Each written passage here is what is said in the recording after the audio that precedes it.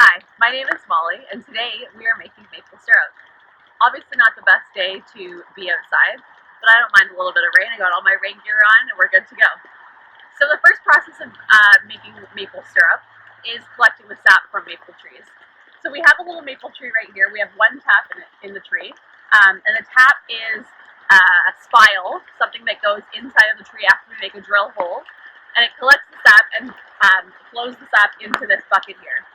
So this bucket was changed yesterday. We're going to take a look inside and see if there's any sap inside the bucket from this morning.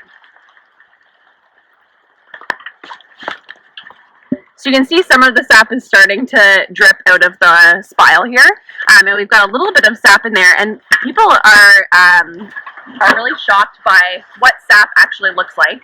It's a very watery liquid, and that's because maple sap is actually only 1 to 2% sugar, and the rest is actually comprised of water. So it's mostly a watery liquid, and the process of making maple syrup is basically just boiling down the water and evaporating it off to concentrate the sugar content. So that's what we're going to be doing next. We're going to take the sap into a big pot, and we're going to boil it down.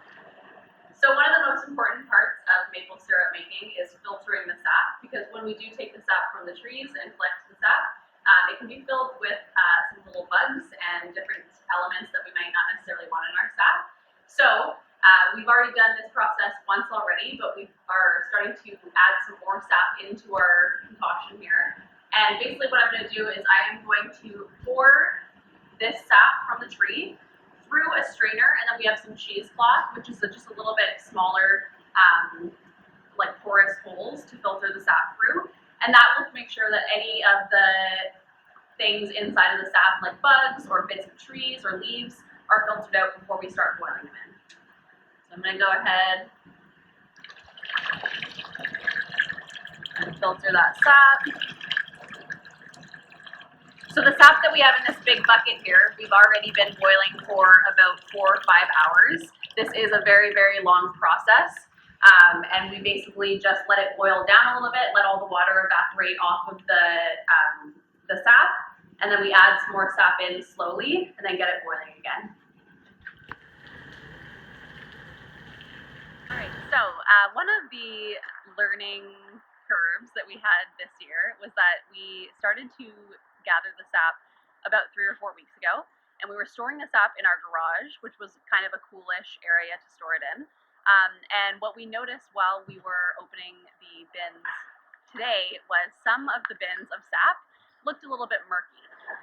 So we discovered that some of the sap actually had started to go bad. So if your sap starts to look a little bit murky, like this one here on the left, if it starts to look a little bit murky, that probably means it's not the best. The one on the right here is the better option. This is what your sap should look like.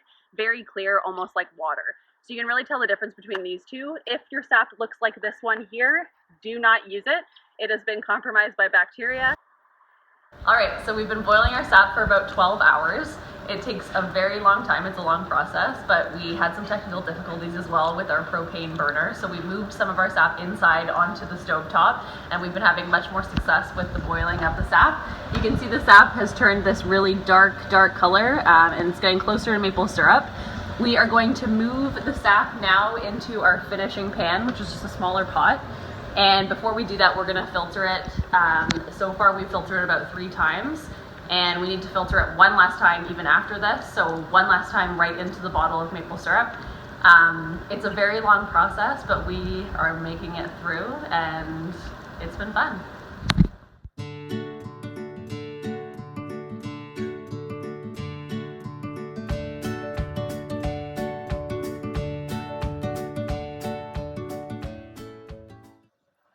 All right, so our sap is almost turned right into maple syrup. We're just waiting for the liquid to hit a temperature of 218 degrees Fahrenheit.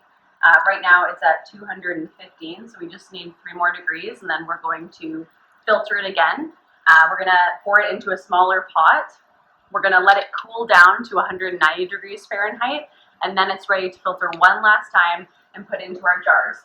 And what we did with our jars to make sure that they were sanitized is we boiled them for about 10 minutes with the lids, and that'll just make sure that the jar is sterilized. and hopefully the maple syrup will keep a little bit longer that way.